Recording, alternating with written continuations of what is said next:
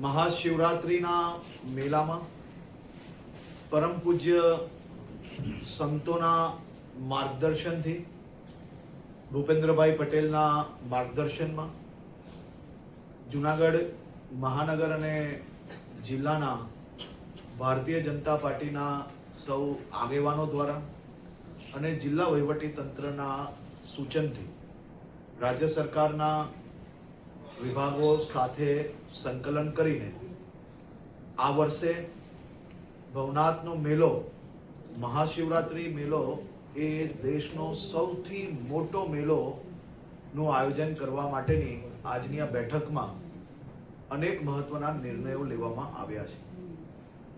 શિવરાત્રિનો આ મેળો જે છેલ્લા અનેક વર્ષોથી લાખો ભાવિ ભક્તો ભવનાથ દર્શન ખાતે પધારતા હોય છે. પવિત્ર સાધુને રવેડીની યાત્રામાં દર્શન માટે આવતા હોય છે. આ બધી જ વ્યવસ્થાઓમાં વધારો કઈ રીતે કરી શકાય, રાજ્ય સરકાર તમામ વ્યવસ્થાઓમાં વધારો કરતા સાથે સાથે રાજ્ય અને દેશભરના લાખો લોકો જે દર્શન અર્થે ત્યાં આવી રહ્યા છે તેની વ્યવસ્થાઓમાં કઈ રીતે વધારો થાય તે માટે છેલ્લા અનેક દિવસોથી બેઠકો મળી રહી છે અને મહત્વના નિર્ણયો લેવામાં આવ્યા છે. આ વર્ષે રવેડીનો રૂટ એ 500 મીટર વધારવામાં આવ્યો છે.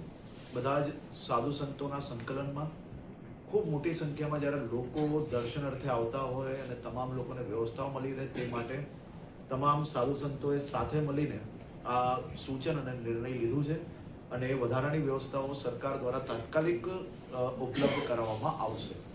સાથે સાથે દર વર્ષે 1600 જેટલા પોલીસ અધિકારીને જવાનો આ શિવરાત્રિના મેળાની વ્યવસ્થાઓમાં ત્યાં હોય છે. આ વર્ષે 2900થી વધારે પોલીસ બંદોબસ્ત ત્યાં કરવામાં આવશે અને સાથે સાથે આ વર્ષે એક નવો પ્રયાસ જુનાગઢ પોલીસ દ્વારા કરવામાં આવ્યો છે કે મેળામાં પોલીસ જોડે જોડે લોકલ જે યુવાનો છે એમને જોડીને બી વ્યવસ્થાઓમાં જોડવામાં આવે તો 1000થી વધારે વોલન્ટિયર્સને બી આ વ્યવસ્થાઓની અંદર જોડવામાં આવશે.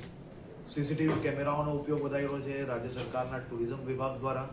ખાસ કરીને લોકોને ઉતારાની વ્યવસ્થાઓમાં કઈ રીતે વધારો થાય, 300 જેટલા સામાજિક સંસ્થાઓ દ્વારા ઉતારાની વ્યવસ્થા અને ભંડારાની વ્યવસ્થા કરવામાં આવે છે.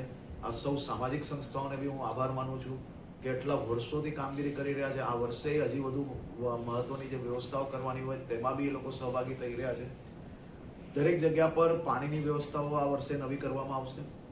જે રૂટ છે એ રૂટને આખો ડેકોરેશન કરવામાં આવશે રાજ્ય સરકાર દ્વારા.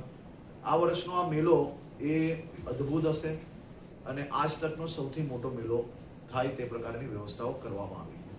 એની જોડે જોડે આ વર્ષે 11મી તારીખે સાંજે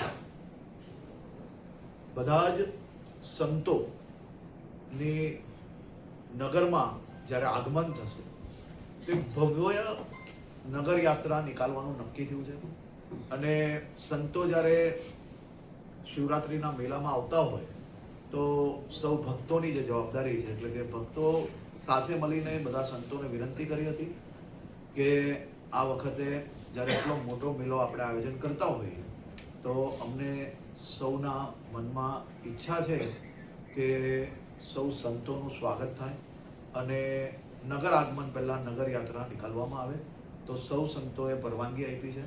તો 11મી તારીખે હું પોતે બી અને બધા જ અમારા સાથીઓ સાથે મળીને બધા જ સંતોના સ્વાગત માટેની એક ભવ્ય નગર યાત્રાનું આયોજન બી કરવામાં આવ્યું છે.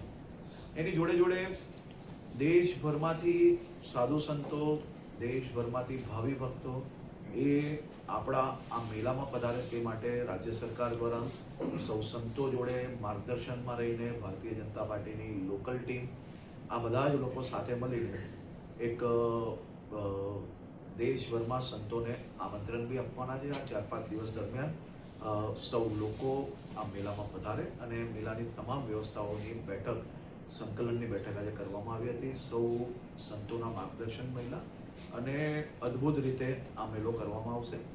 રાજ્યના સૌ નાગરિકોને, સૌ શિવ ભક્તોને હું વિનંતી કરું છું, હું સૌને આમંત્રણ આપું છું કે આ પ્રાચીન મેળો અદ્ભુત મેળો અને ભવનાથના દર્શન અર્થે આપ સૌ લોકો શિવરાત્રિના મેળામાં જુનાગઢ ભવનાથ પધારો. જય ગીર.